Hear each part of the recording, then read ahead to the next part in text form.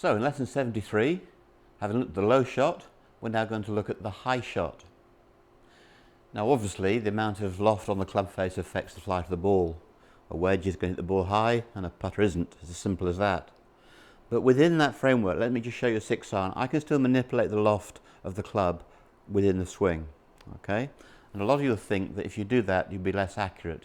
You'll be more accurate being creative with wrist hinge than without it. So we're going to hit the ball higher.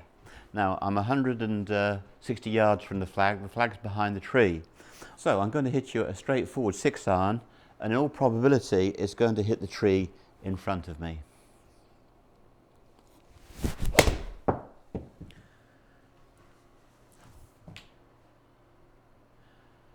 Now that wouldn't happen on the golf course, would it? I've just gone clean through the foliage, but you can see I hit the top of the tree.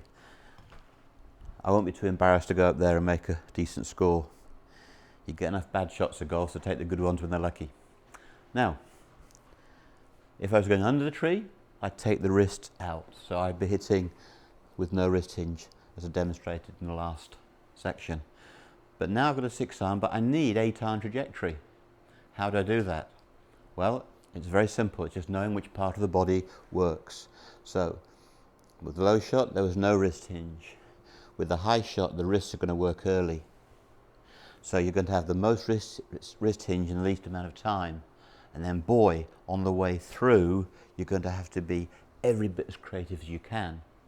Now, don't worry. If I had a fence post and a hammer, that's a blow-in plane. Wrist hinge doesn't affect accuracy. Forearm rotation does, but wrist hinge is your friend when it comes to accuracy. I'll make a horizontal swing. No wrist hinge, wrist hinge.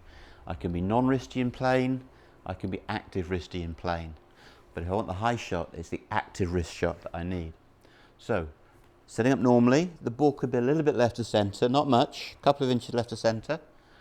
And if I hinge my wrist early and use my right hand, I can whip the ball up. So I'm looking for 8-iron trajectory, but 6-iron distance.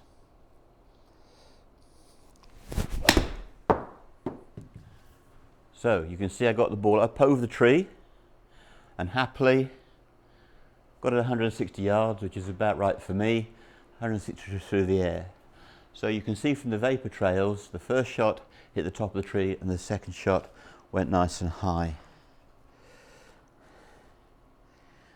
Now, I could have helped myself. I could have taken more loft, possibly. Yes, I could.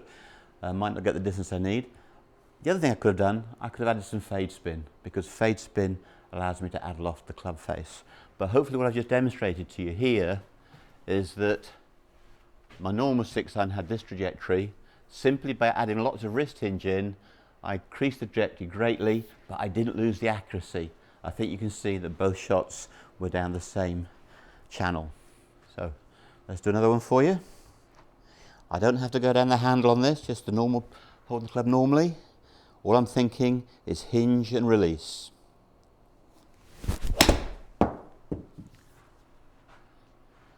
Pulled that one slightly, but again you can see I've got the difference.